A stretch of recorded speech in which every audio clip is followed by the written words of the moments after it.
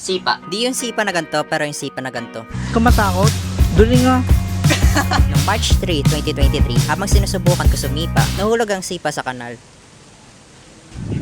Para nung lumipas ang 3 buwan, naisip ko uli sumipa. Gumawa ako ng panibagong sipa, pero hindi ako marunong. Na di malamat sa malamang, nasira agad. Ilang araw na lumipas, di ko pa rin malimut-limutan ang sipa. Kaya inalam ko kung paano gumawa. Nagtingin-tingin ako sa bahay at nakahanap ako ng lumang barya. Ang ginawa ko, binutasan ko ang barya sa gitna, sabay nilagyan ko ng laso para makita sa pangmalayuan.